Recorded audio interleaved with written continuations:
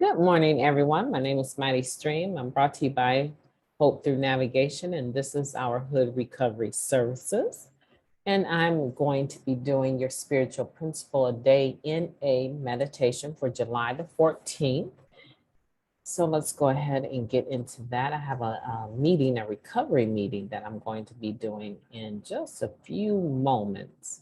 So let's go ahead and look at this, read it together. July 14th, acceptance in relationships.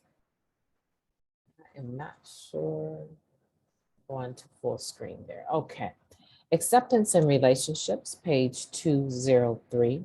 Recovery is not always a tidy process. We are building intimate relationships with other people and with a power greater than ourselves. And neither of these comes naturally to all of us. Living Clean, Chapter 5, Relationships, Opening Essay. Before getting clean, a meaningful relationship was one that got us what we wanted. Now, more and more, we find ourselves getting to know and love other people through NA, sometimes members we never would have expected to connect with. We start by being honest and empathetic with the eccentric bunch of clean addicts we find in recovery. Through working the steps, we also, to our surprise, begin to develop intimacy with a higher power. But we don't always know what to make of these new assets. Our lives are surely better with their addition, so we accept these unforeseen gifts even when it feels awkward. We realize these new relationships can teach us a lot. We make progress, even when it's 2 steps forward, 1 step back. Our intentions aren't to cause pain, but sometimes we end up doing just that. We lean on our sponsor for help and learn to apply spiritual principles. We are starting to accept the fact that we need other people. We also accept our need for restoration to sanity and seek out a power greater than ourselves for help with that. Some of us return to a spiritual practice we grew up with. Others discover, define, and create beliefs that work for them. We pray, we listen, and if our heads are in the right place, sometimes we even get answers. One member said, even when I feel disconnected from my higher power, I can still believe that you believe. And some days that's good enough. Relationships with the higher power and other people have rough patches even when we work a program. Our ability to accept ourselves and others helps us learn from challenging relationships instead of running from them. We can stay clean and continue to grow even as our spiritual connections and relationships ebb and flow. When we work the steps, our relationships get better over time, just like we do. Even though it's messy at times, I can give myself credit for how far I've come in learning to build relationships with others and with my higher power. What a beautiful meditation. What a spiritual principle of acceptance in dealing with acceptance in relationships. I enjoyed this meditation.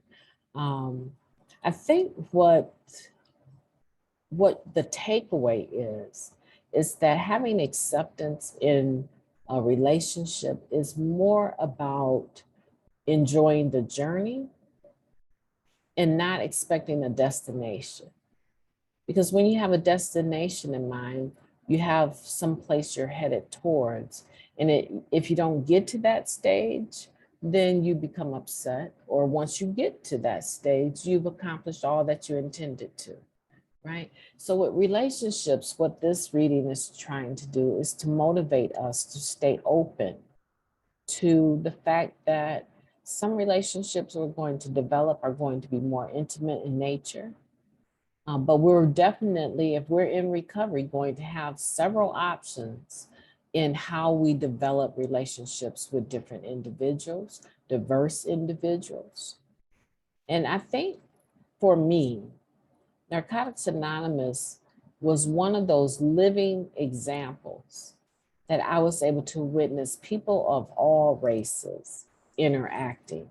And I would say that you can go to some towns and see that there's still a level of segregation in the meetings. However, when you go to events or to conventions, you tend to see that that does not exist. I mean, most of the time people hang out and recover with the people that they hang out and recover with in their city, but they're coming from all over, from different places. And I have just really been amazed at the level of open-mindedness that recovering addicts are able to have, that really don't truly reflect their upbringing. I'll never forget this gentleman one time. I was talking to him and he was like, I don't know why I want to say this, but I mean, I used to be a part of Aryan. I think that's the name of that gang. But it's a white supremacy group that really operates in prison. And he was sharing with me that,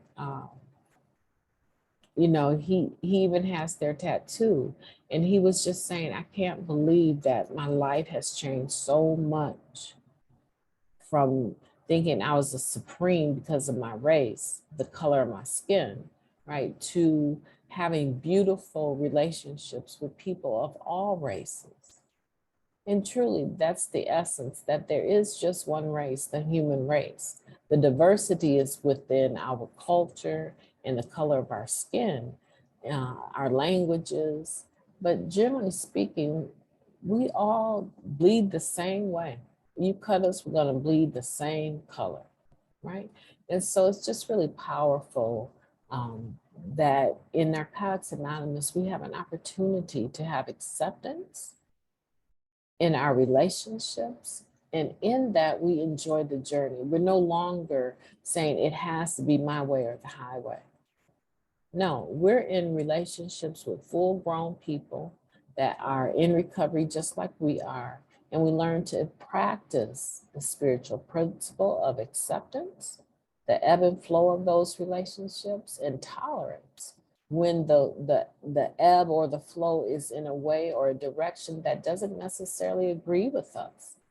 It's not you know, the end all be all, that it has to go this way. We learn to step back sometimes and let people be where they're at, but we don't have to withdraw our support of them as individuals, that we love them and that we care about them, right? And sometimes I think we get that confused, you know. There's just some things that I choose not to be a part of, around in the rooms that I choose not to participate, because there can be, you know, some cliques can be very bullying, like, and usually every clique has one person that is considered to be the weaker link.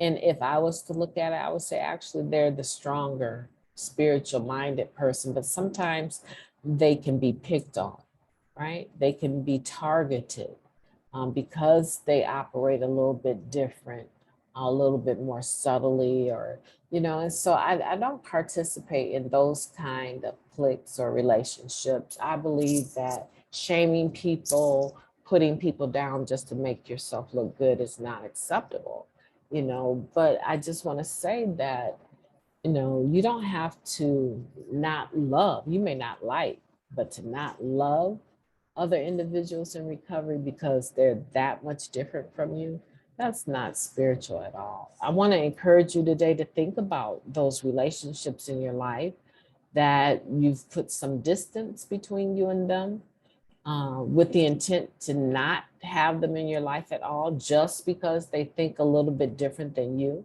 And I want to challenge you to try to open that door back again, or at least make a bridge over troubled water if possible, right? If possible. It may not be possible. It's just like making an amends. If making an amends is going to cause harm to yourself or others, then you need to figure out a indirect way to do that, right? So in this situation, sometimes rebuilding a relationship in the spirit of love may not necessarily be the best healthiest thing. Talk to your sponsor about it, right? But in general, I'm trying to say when it comes to relationships, let's not be so hardcore about them. Let's allow these relationships in our life to have a journey and an ebb and flow all of their own, and learn how to be flexible within that. It will really go well for you if you can incorporate coping skills, conflict resolution skills. It will really help you not only in your recovering life, but just in every area of your life that you come into contact with others. My name is Mighty Stream. I've enjoyed your